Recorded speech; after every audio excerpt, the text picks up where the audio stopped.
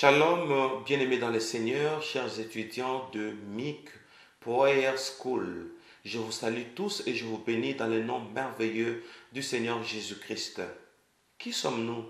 Nous ne sommes que des instruments qui viennent accomplir la volonté de celui qui nous a mandatés et aussi parce que l'ordre nous a été donné de dispenser l'école de la prière gratuitement parce que le Seigneur veut se faire une nouvelle génération. Et désormais, quand nous commencerons à prier, nous allons comprendre qu'est-ce qui se passe pendant la prière et c'est quoi au juste la prière, comment prier, etc. etc. Voilà, votre humble serviteur est déjà là et je voudrais vous donner le titre de notre deuxième chapitre. Quels sont réellement les effets visibles et invisibles de la prière? Et la fois passée, nous avons parlé des effets invisibles de la prière. Et aujourd'hui, nous allons parler des effets visibles de la prière. Alors, nous demandons au Saint-Esprit d'être avec nous. Prions. Cher Saint-Esprit, nous bénissons ces instants. Nous avons besoin de ton assistance pour que nous puissions comprendre ta volonté.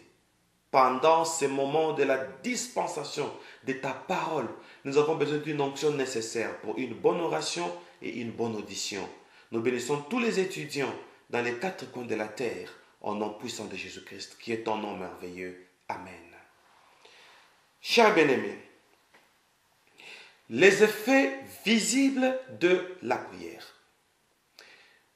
Il y a beaucoup d'enseignements sur la prière où on donne les avantages de la prière.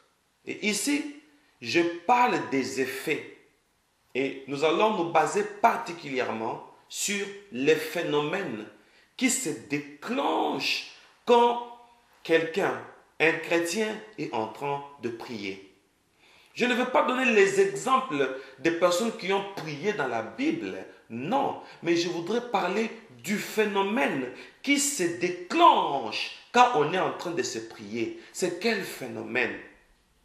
Et sur le plan visible, qu'est-ce qui se passe réellement? Et nous avons notre passage clé qui est dans le livre des Actes des Apôtres, chapitre 2. Nous allons prendre le verset 1er jusqu'au 3e. Actes chapitre 2, 1 à 3. Le jour de la Pentecôte, ils étaient tous ensemble dans le même lieu. Tout à coup, il vint du ciel un bruit comme celui d'un vent impétueux, et il remplit toute la maison où ils étaient assis. Des langues semblables à des langues de feu leur apparurent, séparées les unes des autres. Et ils se posèrent sur chacun d'eux. Et nous disons, parole du Seigneur.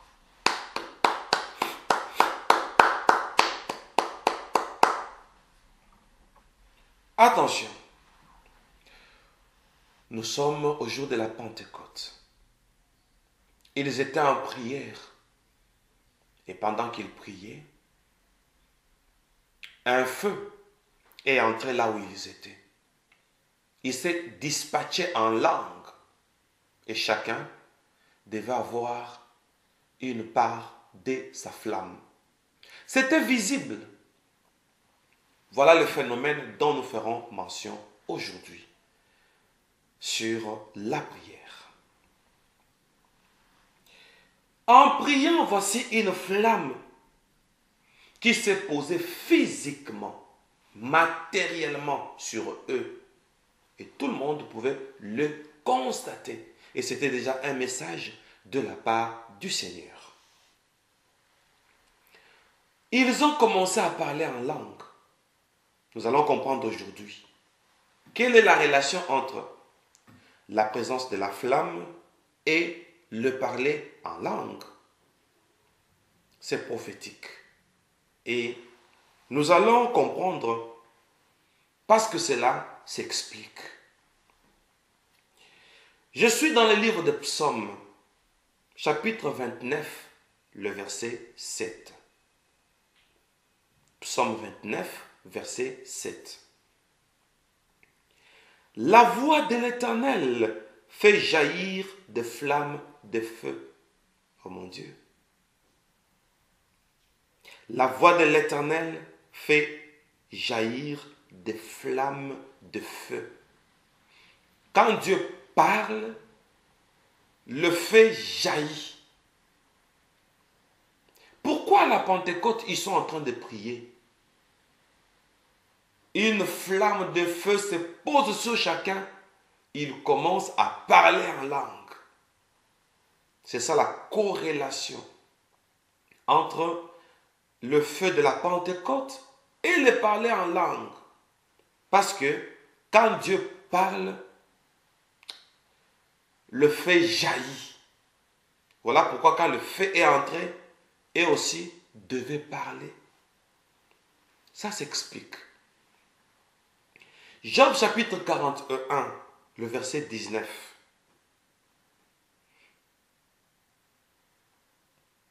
Job 41, le verset 19. Verset 9, dans notre version, verset 10. De flammes jaillissent de sa bouche, des étincelles de feu, ça n'échappe, oh mon Dieu. De flammes de feu jaillissent de sa bouche, des étincelles de feu, ça n'échappe. Ça veut dire, de la bouche de Dieu, quand il parle, il y a des étincelles de feu qui s'échappent. Connaissez-vous le verbe postionner? C'est quand on parle, il y a des gouttes de salive qui s'échappent. Et Dieu, lui, il ne postionne pas, mais il fait jaillir des langues de feu quand il parle. Ça s'échappe de sa bouche. On est en train de comprendre petit à petit le phénomène qui s'est passé à la Pentecôte.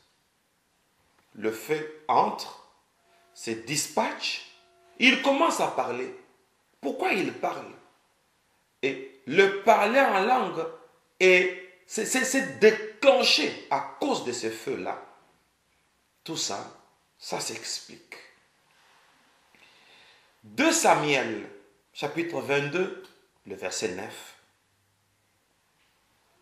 Il s'élevait de la fumée dans ses narines, oh mon Dieu, et un feu dévorant sortait de sa bouche, et il en jaillissait des charbons embrasés. Donc, quand quelqu'un est en train de prier, Dieu nous enseigne que son feu intervient. Dieu nous donne aussi la capacité de faire jaillir le feu. Voilà pourquoi, quand ils sont baptisés du Saint-Esprit, pendant leur prière, ils ont commencé à parler en langue. Or, l'apôtre Paul nous dit, celui qui parle en langue dit des mystères. Ces mystères-là sont accompagnés par le feu. Voilà pourquoi Dieu est apparu à Moïse dans un buisson ardent. Et Dieu a parlé. Moïse l'a écouté. Il avait fallu d'abord qu'il y ait du feu pour que Dieu parle. Tout ceci, ça s'explique. Nous rentrons sur la prière. Par la prière, Dieu développe sa nature en nous et ça saisit notre nature et nos paroles vont proclamer du feu. Donc en réalité, quand on prie, il y a le feu qui est en train de jaillir. Et ce feu-là a un travail. Au commencement, il n'y avait rien. Dieu dit que la lumière soit. Oh mon Dieu. De sa bouche, il y a eu de langues de feu qui s'échappait. Je comprends pourquoi il y a quelqu'un dans l'un des documentaires sur les 10 commandements de Dieu. Il a illustré combien Moïse était à la montagne. Et quand Dieu parlait, il y avait de la bouche de Dieu de flammes de feu qui sortaient. Il donne le premier commandement. Un feu sort de sa bouche et ça va imprimer le commandement. Il donne le deuxième commandement. Le feu sort de sa bouche, ça va imprimer le deuxième commandement jusqu'au 10e. Je commence à donner raison à ce chercheur-là qui a illustré le film de Moïse. C'est ça la prière. Quand Dieu parle, le feu sort. Et le feu là va faire subir la chose déclarée pour que la chose connaisse une transformation. Parce qu'en chimie, on m'a appris, parmi le phénomène chimique, on a parlé de la transformation par le feu. Ce qui est sous influence d'un feu connaît ou subit une transformation. Et cette transformation fait que l'objet en contact du feu puisse perdre sa première nature. Ça change de nature. C'est ça le rôle du feu. Voilà pourquoi ça sort de la bouche de Dieu. Et quand nous prions, Dieu nous communique sa nature. Dieu nous communique le feu. Et quand nous proclamons quelque chose, oh mon Dieu, la chose déclarée subit une transformation. Et ça se fait physiquement. Ça se fait matériellement. Je vais donner l'exemple. Moïse lève les mains. Il prie. Les enfants d'Israël qui étaient en bataille contre Amalek recevaient une puissance, recevaient une force. C'est la puissance de la transformation. Ça sort de la bouche de Moïse et ça va saisir la chose déclarée et la chose subit une transformation. Attention, la prière est capable, quand tu déclares, la puissance de Dieu sort de ta bouche en forme de feu. Si c'est un ennemi, ça va le consumer et il est neutralisé. C'est ça le rôle de la prière. Et ici, je parle des effets, de phénomènes qui se passent. Nous allons voir combien la prière amène des choses à la transformation. Qu'est-ce qui transforme? Le feu qui jaillit. Et tu ne fournis même pas d'effort. Parce que c'est la divinité qui entre en action. Surtout le passage qui dit, le flamme de feu s'échappe de sa bouche quand il parle. Et maintenant, chaque feu qui s'échappe de sa bouche, ça va pour perfectionner la chose pour laquelle on prie. Oh mon Dieu. Je commence à comprendre pourquoi. À la Pentecôte, pendant qu'ils priaient, ils ont fini de prier. Le feu est descendu. Chacun a trouvé une part du feu. Et ils avaient la capacité de convertir les choses. La prière amène la chose déclarée à la conversion. Quand je focalise ma prière sur quelque chose, la chose va subir une conversion. Pourquoi? Parce que le feu là est en train de transformer la chose pour laquelle on déclare pour une perfection. Et la chose c'est ça. Donc comment je peux dire? La chose subit une injonction afin d'entrer dans un perfectionnement. C'est ce qui se passe dans la prière. Et notre prière ne se dirige pas vers l'abstrait, mais ça se dirige vers deux intentions. On prie avec intention. Je veux que telle chose se passe. Le feu de Dieu va saisir la chose et elle subit un perfectionnement. Et la prière rend la chose pour laquelle on a prié parfaite. C'est pourquoi il faut prier pour tout. On est malade, on prie.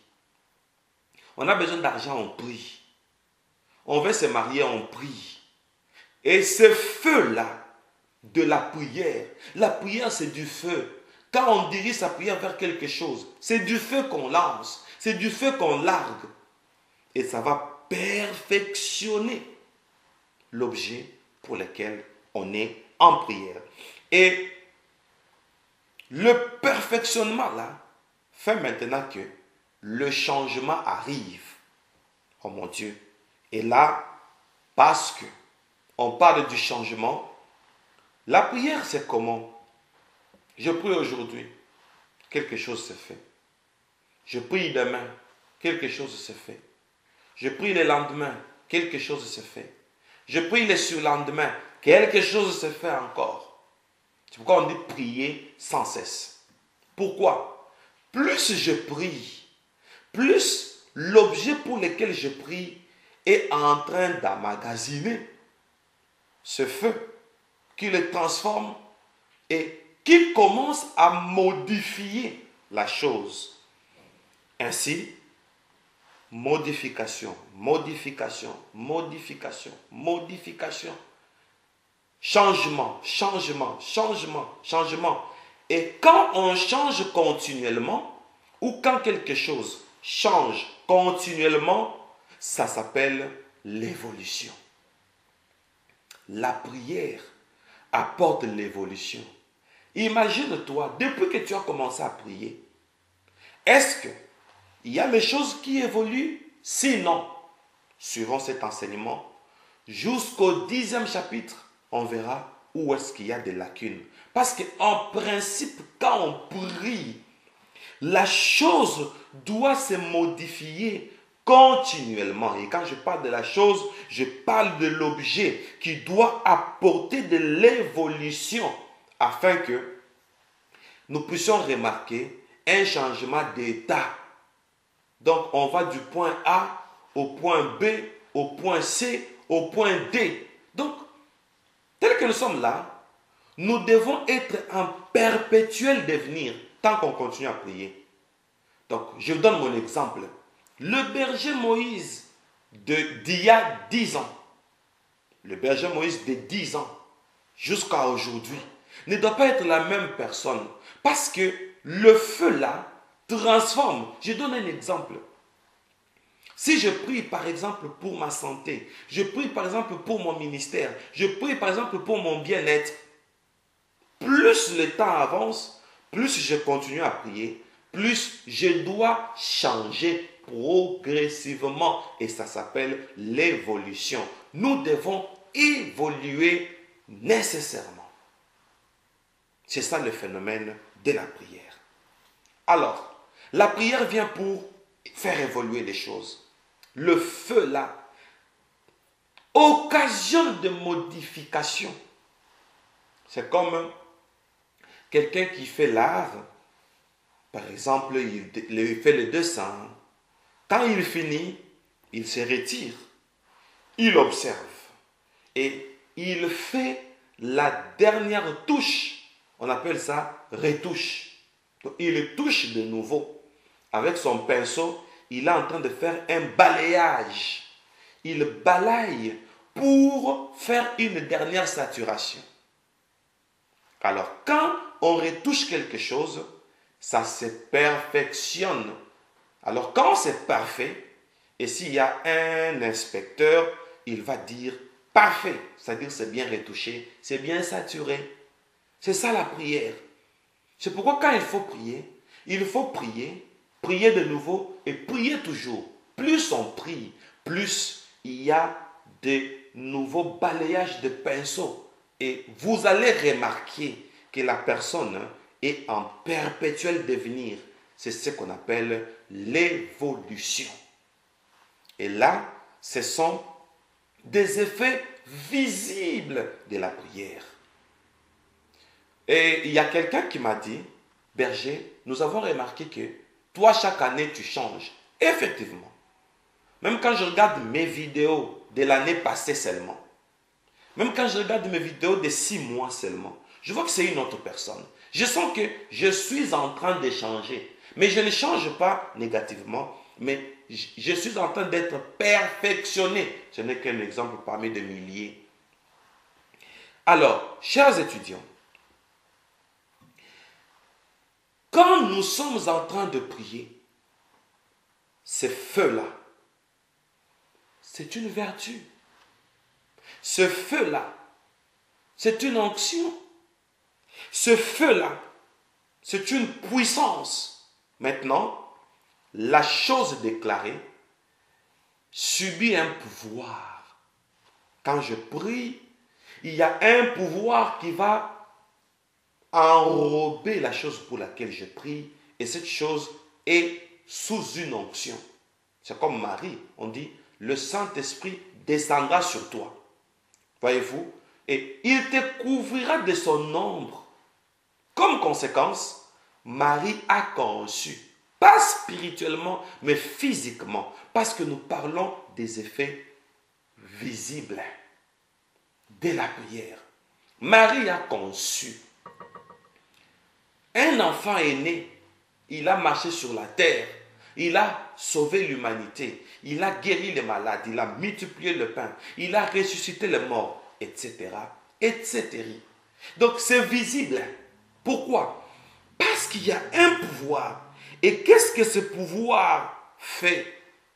Il fait que la chose soit énergétisée. Et quand je dis la chose, c'est-à-dire l'objet pour lequel on prie, l'objet subit l'action.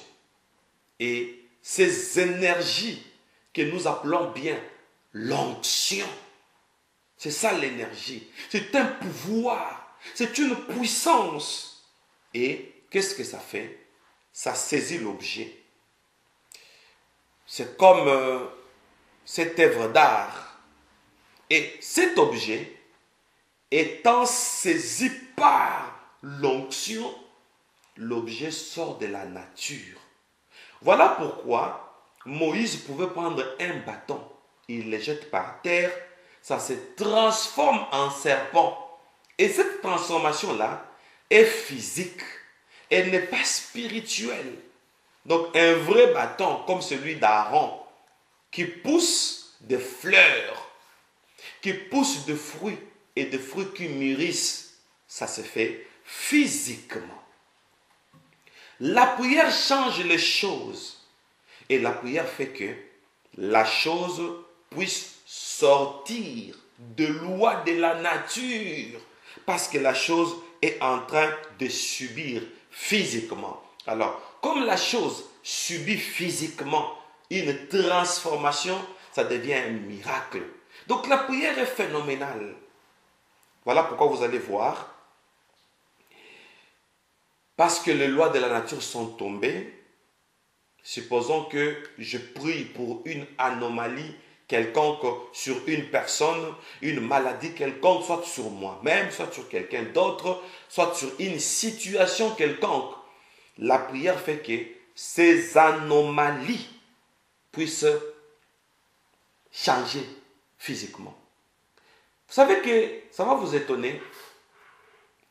Un homme qui prie beaucoup, une femme qui prie beaucoup, même son visage change. Dieu les transforme. Dieu le perfectionne encore.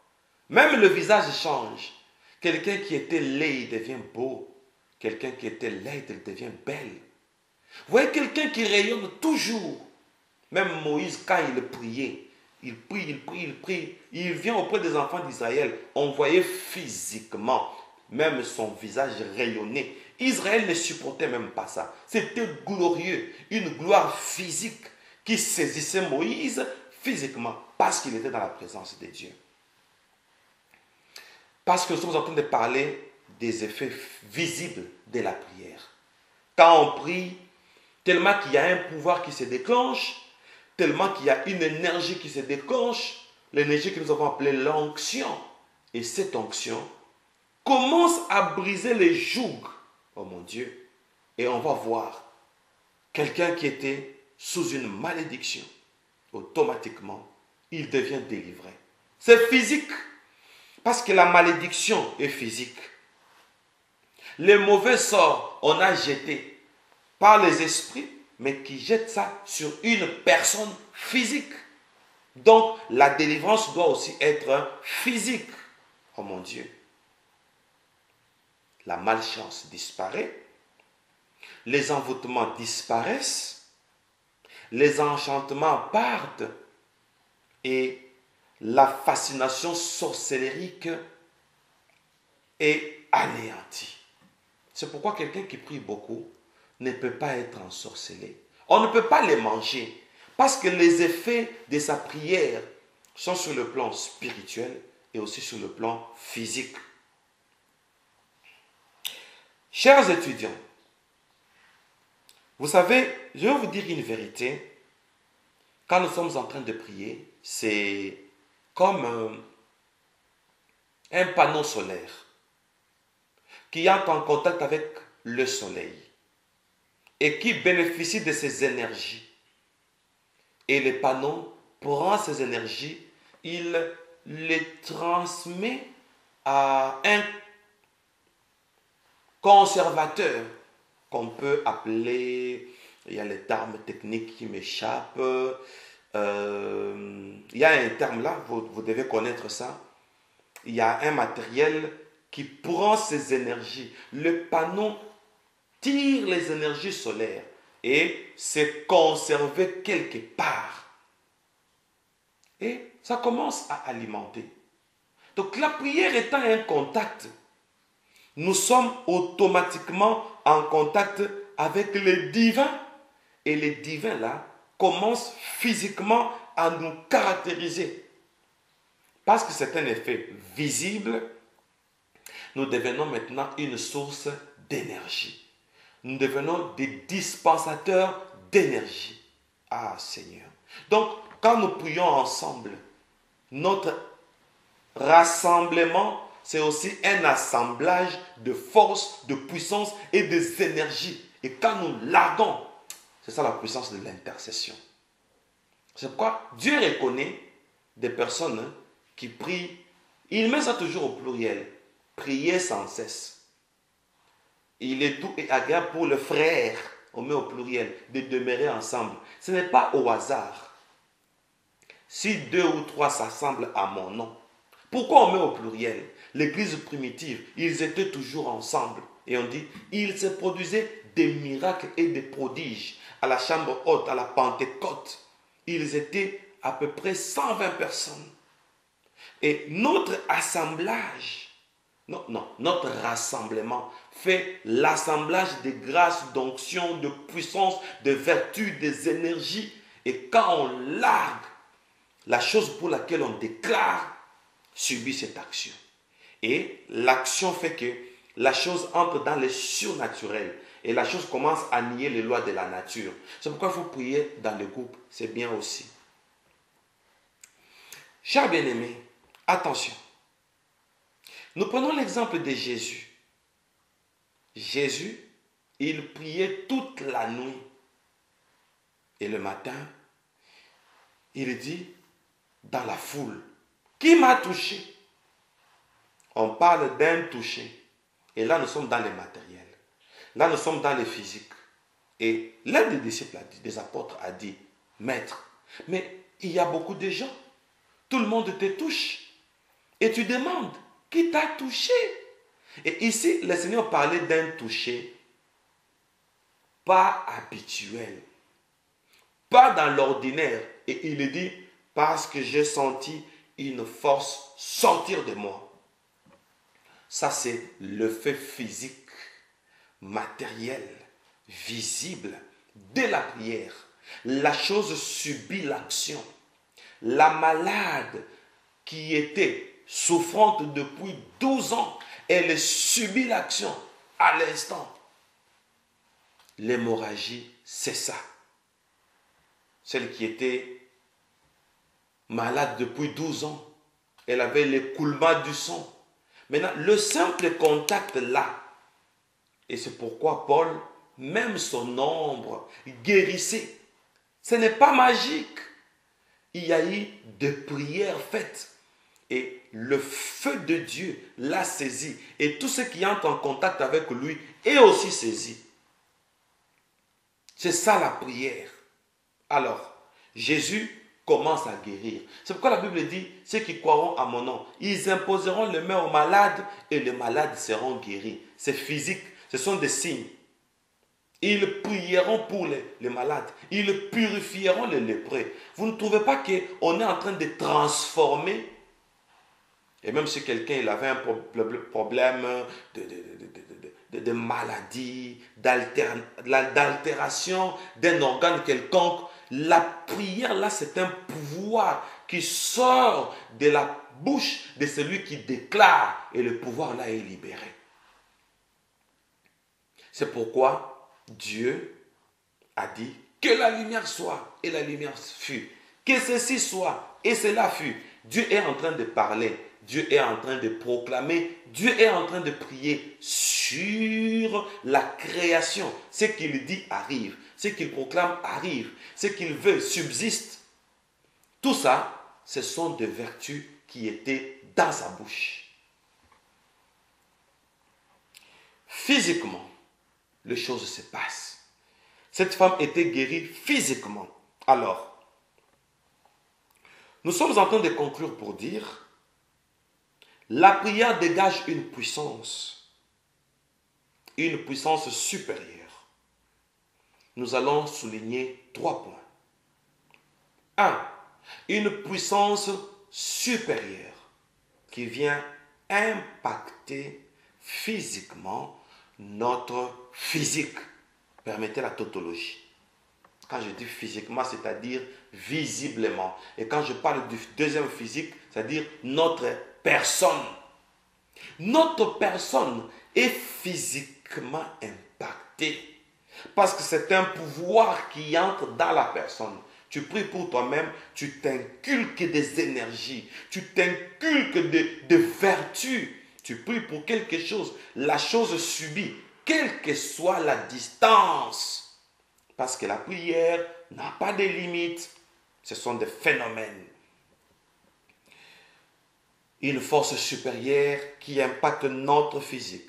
Deuxièmement, une force supérieure qui vient améliorer nos défauts.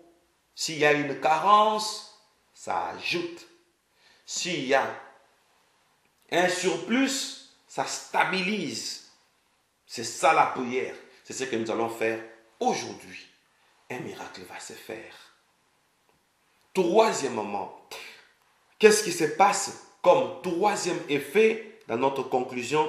Cette puissance supérieure vient donner tout ce qui concerne à notre bien-être extérieur. C'est le signe visible de la prière. Pour un bien-être extérieur. On a parlé de signes spirituels et invisibles. Maintenant, on parle de signes matériels et visibles. Ça ajoute ce qu'il faut. Ça impacte l'objet pour lequel on a prié afin que, d'une manière physique, visible, que la personne qui est bénéficiaire de la prière puisse vivre un bien-être extérieur. Si c'est un objet pour lequel on prie, par exemple un organe qui est malade, cet organe subit une force, une puissance, une onction et l'organe est transformé pour une régénération. Ça se régénère. Chers étudiants, expérimentez ça. Pendant que tu es en train de prier, commence à te faire des imaginations. Parce que le juste vivra par sa foi. Tu pries. Tu t'imagines que maintenant, il y a le feu qui s'accompagne avec la parole, comme à la Pentecôte. De la bouche de Dieu, il y a le feu qui s'échappe, qui jaillisse. Et Dieu dit, en est-il de ma parole qui sort de ma bouche? Or, en réalité, ce qui sort, c'est du feu. Donc, le feu accompagne sa parole. Sa parole, c'est du feu qui sort de ma bouche sans pour autant exécuter mes volontés et accomplir mes desseins. Donc, c'est physique. Dieu a créé du spirituel en parlant un monde matériel. C'est ça le signe visible de la prière. Quand Dieu proclame, on voit une création jusqu'aujourd'hui. Et on voit une continuité jusqu'aujourd'hui. On voit une évolution jusqu'aujourd'hui. Tout évolue parce que cela a été déclaré par Dieu. Dans le peu de minutes qui nous restent, nous allons prier. La manière dont nous prions, vous aussi, vous allez assister ceux-là qui auront besoin de votre prière parce que nous sommes une génération. Attention. Premièrement, je déclare qu'à partir de cet instant, un feu est en train d'être libéré sur vous, afin que, dès aujourd'hui, ces feux vous amènent à la transformation. Une transformation qui vient arranger tout ce qui avait des défauts. Au nom de Jésus, Alléluia. In the name of Jesus. Si tu es malade, tel que tu me regardes, tel que l'onction de Dieu est en train de te saisir, que ce soit les virus, que ce soit les infections de toutes formes, que ce soit les handicaps, que ce soit les envoûtements, les fascinations, même la puissance de la sorcellerie est en train d'être consumée par le feu de Dieu. Si les médecins ont créé des rayons laser, hors de la bouche de notre Dieu, il y a du feu qui soigne, qui traite plus que les rayons laser.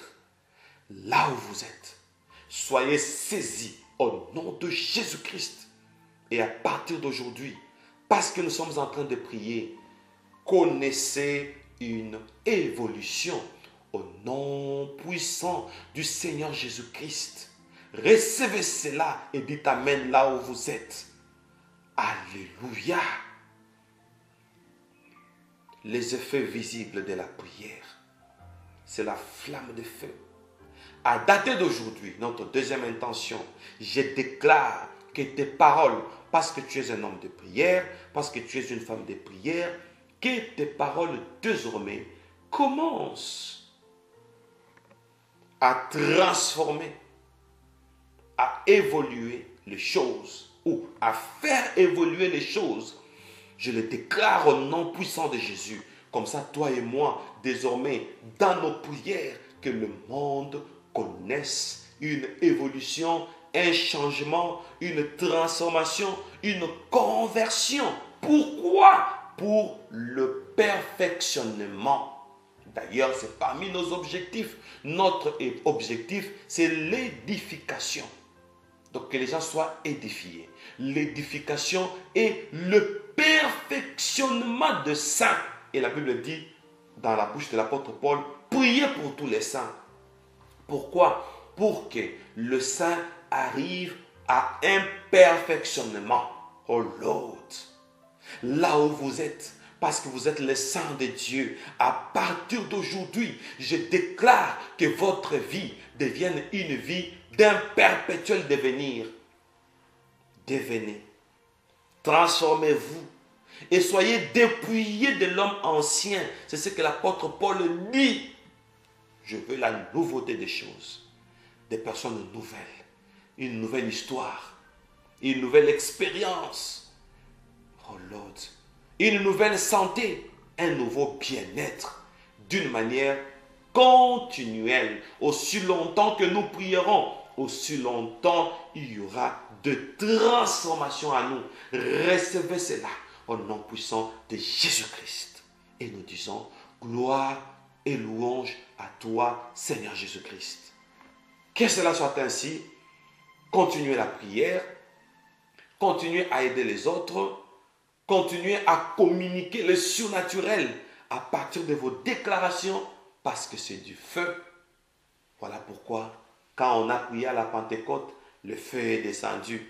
Le feu a transformé leur langue pour dire que quand le feu de Dieu intervient dans la prière, tu ne parleras pas comme avant. C'est ça l'interprétation du parler en langue, pour dire que le feu qui s'invite par la prière, c'est un feu du changement. Voilà pourquoi les gens s'étonnaient de le voir parler en langue. Les gens se sont étonnés parce que juste après la Pentecôte, ils ont commencé à prier pour les malades étaient guéris, ils ont purifié les lépreux, ils ont même ressuscité physiquement le mort. Oh mon Dieu, que cela soit scellé, que cela soit ainsi, que cela nous caractérise désormais dans le nom puissant du Seigneur Jésus-Christ. Amen. Nous nous retrouvons à notre prochain chapitre, le chapitre 3, à propos de Mic Prayer School, notre école de prière. Alors, je voudrais vous donner rapidement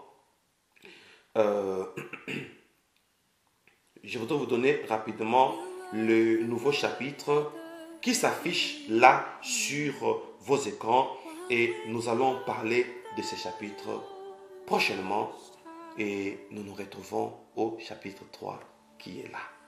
Merci et soyez bénis.